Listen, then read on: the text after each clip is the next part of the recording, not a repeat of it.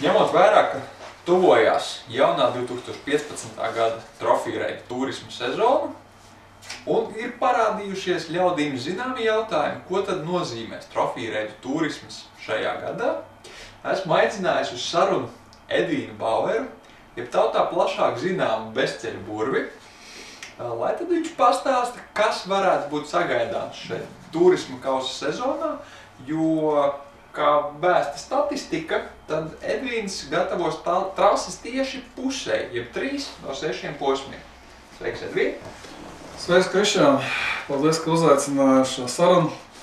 Man jau šķiet, ka tā ideja galvenā ir tāda, ka, ja tas tomēr ir turisma kauss, tā tad acīm redzot, viņam ar kaut ko jāatšķirās no Trofija Reida čempionāta. Protams.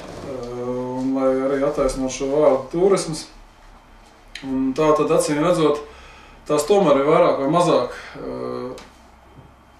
pa ceļiem braucošas, legāli braucošas automašīnas. Acīm redzot, tur tā tad ir kaut kāda apskates objekti. Protams, tur arī ir savi sportiskie elementi, jo bez tiem jau nekādīgi. Tad jau tas nebūtu kauss. Tad jau tas nebūtu kauss, jā, un arī vietas būtu baigi grūti kaut noteikti, ja mēs vienkārši tā pavazinātos. Lūk, un tā galvenā ideja ir tāda, acīm redzot, ka ne jau tas riteņu lielums, kā tu pats arī minēji, nemaldos savā vēstulē vai rakstā par turismu kausu šogad.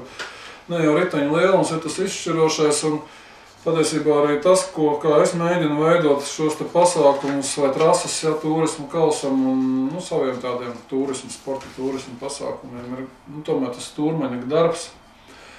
Un nosacīt arī komandas darbs ir tas, kas tātad šo te ekipāžu aizved vai uz labāku vai uz sliktāku vietu gala rezultātā. Bet vismaz atved mājās gala rezultātā. Ne, es ceru, jā, ka atved jebkurā gadījumā mājās ātrāk vai vēlāk. Lūk, tā tad gribētos teikt gandrīz vai, ka tieši stūrmanis, kas attiecas uz turismu kausu, tad tieši stūrmanis lielākoties ir tas, kurš tātad nodrošina labāko vai netik labu vietu gan sacensībās, gan, protams, attiecīgi arī 2015. gada kopvērtējumā. Un izejot no šī te tātad uzstādījuma, kad ir ne riteņu lielums, bet stūrmanis, vai komanda ir tas noteicošais spēks, attiecīgi arī tik ir jāveido maršruti. Tu arī acīgi pamanīji, ka turisma kausa gada nolikumā ir tāds punkts no seniem laikiem jau, ka trasēs ir jābūt iekļautiem posmiem bez ceļa, grūti pārvaramiem ceļa posmiem, piemēram, dubļi sen nelietot ceļi, kā arī dažādi ievērojami kultūra, vēsturiski un dabas objekti. Šis teikums, ja nemaldos, tad turismu kausā vai vispār šajos pasākumos ir jau gadus 11, jā. Jā, šis punkts laikam tiešām ir palicis tāds sens, bet īstenībā ļoti patiesas punkts. Jā. Tātad, protams, varbūt tās kāds bija sabažījies, ka nebūs bezceļa vairs vispār turismu kausā, vai mēs tagad brauksim tikai ar ielas mašīnām pa ielām. Tad, protams, tā tas nebūs, ja nav citādi jēga vārdiem Trofija Reida turismu kauss. Un, tas, ka man liekas, ka ir labi, ja cilvēkam dod iespēju, tātad konkrētai ekipāžai, konkrētai komandai dod iespēju izvēlēties vai izmantot savus, tas, kas viņiem ir padodas vislabāk. Ja? Ja tev ir ļoti labi sagatavot mašīnu tur ar vinšu un tā, tad tu vari iebraukt pēc tiem grūtākajiem punktiem, bet ja tev varbūt tās nav tik labi sagatavot mašīnu, bet toties jūs paši esat spējīgi un stūrmanis ir labs un viss, jūs varat to pašu laiku, kamēr kāds tur ņemās pa tiem dubļiem, mierīgi savākt arī kaut kāds cits punkts, kas varbūt nav tik tuvu novietoti, bet ir sasniedzami arī ar normālu automašīnu, ja nerokoties pa dubļiem. Respektīvi, tas stratēģija komandas ir tas noteicošais, ja? Izejot no tām savām spējām. Tad ir vajadzīga laba blīve starp stūri un sēdekli. Starp stūri un sēdekli un starp to priekšējo to paneli, jā, un otru sēdekli, jā, un iespējams arī starp tiem aizmugurē atzveltnēm, tās divām atzveltnēm arī, jā, ir nemazāk svarīgi, jo īstenībā pēdējā laikā es esmu novērojis, ka divatā gandrīz vai reti brauc turismā, jā, vai turismu tādā kausā, tomēr ir tās komandas ir trietā un pat četratā, Acīm redzot, tur ir kaut kāds savs sāls. Kaut gan parasti jau tie bezceļnieki dalās ar to pieredzi un neslēp sveci zem pūra. Nu, droši vien, jā. Nu, ir jau patīkam, ka tās... Kādam tas liekas svarīgi un kādam interesē. Nē, arī tas, jā, ka kādam tas interesē, un tas, ka ir šī gaisotne tomēr tāda pozitīva, jā, un tas, man liekas, arī tiešām šajos te mūsu bezceļu braukšanas pasākumos un dalībnieki ir tādi pozitīvi, un, nu, es nezinu, vai, protams, visu stāstu droši vien, ka nē, bet, nu, katrā ziņā es neesmu dzirdējis, ka tu kādam pieiet pajautāt, un tev būtu vienkārši tur pasūtījuši tā laipni, jā, pie kaut kur citur, jā. Nē, man arī liekas, ka bezceļnieku pasākumos tomēr līdz šim, cik ir bijis, tad vienmēr visi var apspriesties, un ja kāds kaut ko pajautā, tad parunā, padalās, pienāk vēl kāds klāt, vēl pieredzi, un tad apmainoties ar informāciju arī top. Jā, tad pirmais posms paredzēts Madonā. Vai tu vari jau apmēram ieskicēt, kas tur, vai no pagājušā gada kā atšķirsies, būs kaut kas jauns? Nu, ir tā, ka vienmēr gribās izdomāt kaut ko jaunu.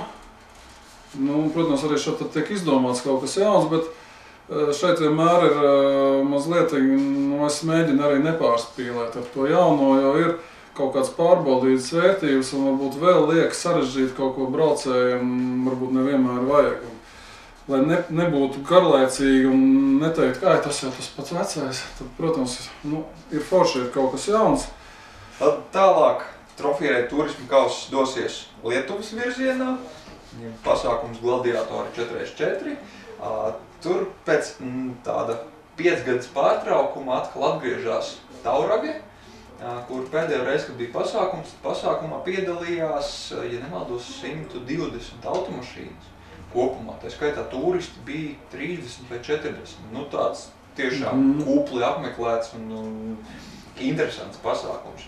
Ar saviem kūdras purviņiem, ar savu tādu arī odziņu, Lietuvas odziņu. Trasi gatavo tāds puisis Audrius, kas arī ir gana sens šajās aprindās. Jā, tieši tā. Un tā kā viņš pagājušajā gadā bija arī komisārs Ladogā, tad iespējams, ka tur kaut kādas vēsmas arī no Ladogas turisma, kur arī turisms ir krietni attīstījies un nācis klāt. Tā kā es domāju, ka arī Lietuvā būs interesanti. Jā. Nu tad tālāk pēc Lietuvas posma nākamais ir Rugāja, kas jau arī ir jau tāds diezgan pazīstams pasākums pie Auziņu Jāņa. Šogad arī nes čempionāta posms sportā, bet arī turismā. Tur jau sazvanoties ar organizatoru noskaidroja, ka viss top, trases jau top un puiši pie tā strādā. Uzraktas, jā. Nu jā, tur šobrīd vēl uzrakt nevajag. Tajā pusē tur viss ir kārtībā. Bet arī tur varētu būt pāris interesanti jaunumi, kas ir saistīti tīri ar tādām jaunām un vēl varbūt pat neapgūtām vietām. Nu, tad jau pēc Rugājiem Luksti Trophy, kas ir Lukstu atgriešanās bezceļu kalendārā Latvijā.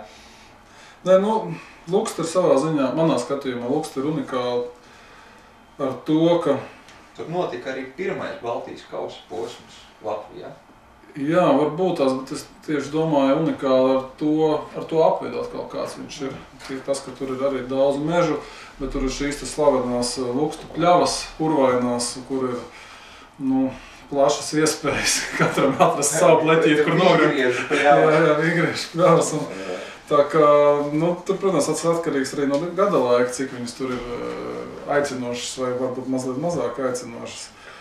Nu, tas varbūt uz turistiem, nu, grūti pateikt, cik tas uz turistiem attiecās.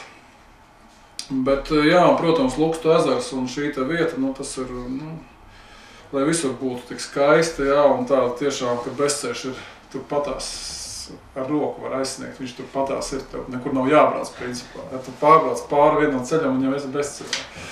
Tā kā, nu, katrā ziņā Luksta ir, man arī tāda, zināmā mērā īpaša vieta, nu, protams, sadarbībā ar Austri, tur jau, nu, es domāju, ka tur arī viss būs kārtībā un būs gan interesanti.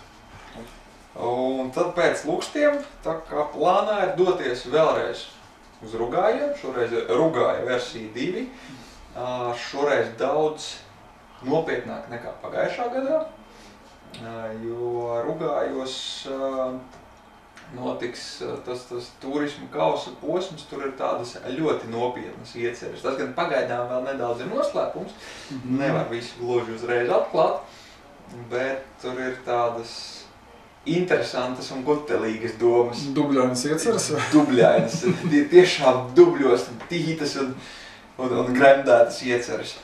Cerams, ka izdosies. Un, arī man liekas svarīgi, lai būtu tomēr šī iespēja izvēlēties, ja tas ir iespējams, ja braucējiem atkarībā no savas mašīnas. Ka viņam nav, ka viņš var izvēlēties, kas tad viņam ir spēcīgākā puse. Jā, tieši tā, mēģināt ar to arī izcelt šo te uzvaru. Un tad turisma kauss noslēgsies Ērgļos. Jā. Ar pasākumu Ērgļu izaicinājums, kas, cik es esmu dzirdējis, nav gluži pirmā reize, kad Ērgļos notiek šāds izaicinājums. Izaicinājumi jau ir bijuši vairāk, tur jau arī 11 gadus, bet... Ir 11, nav 20 vēl, ne? 20 laikam vēl nav, bet, 97. gads bija tad, kad pirmo reizi tajā apkārtnē notika bezceļu pasākums. Tā kā tālu līdz 20 gadai vairs nav. Tieši Ērgļu izaicinājums ar šādu nosaukumu, un tad laikam būs 3. gads. Bet, idejiski, lielākajai daļai jau vairs nav jāstāsta bezceļu braucējiem, kas ir Ērgļi un kā tur izskatās, Un ne jau Dubļu Ērglis arī pa velti nav cēlies šis nosaukums. Tāpēc, ka Ērgļos ir dubļi. Tāpēc, ka Ērgļos ir dubļi, un, manuprāt, arī tieši vienā no čempionāta posmiem Ērgļos arī bija pirmais Dubļu Ērglis. Tur arī radās. Tur viņš arī radās. Žēl, ka šī trase, kas toreiz bija, viņš šodien vairs nav pieejama, bet tur viņš radās, tur viņš dzimē. Tā kā, protams, kā parasti Ērgļos izaicinājums būs. Bet, kā parasti, tad leģenda vieglāka, punkti visādi. Izvēlies pats, ko vēlies, ko tu vari, ko tu gribi. Izvēlies savas spējas un tā arī. Jā, izveido šo savu stratēģiju, ko pa priekšu ņems, ko pēc tam. Noteikti arī būs kāds veiklīgs brauciens karjerā.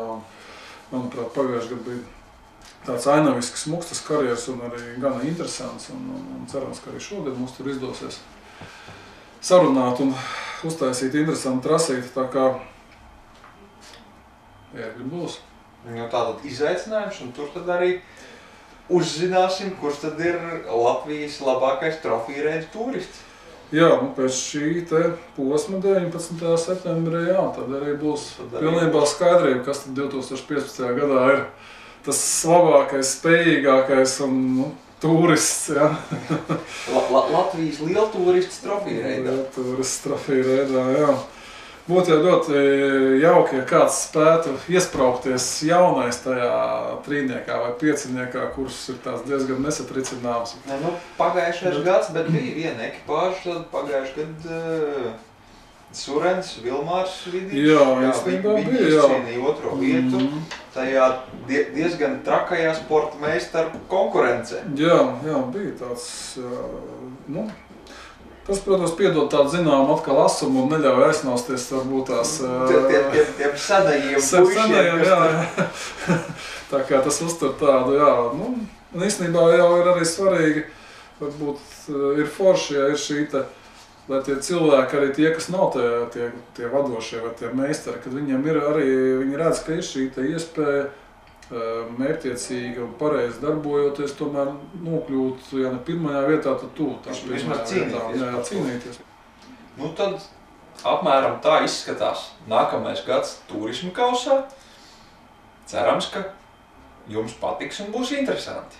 Jā, droši rakstiet Krišānam vēstules ar saviem jautājumiem, ieteikumiem vispārējo. Arī man, protams, varētu rakstīt.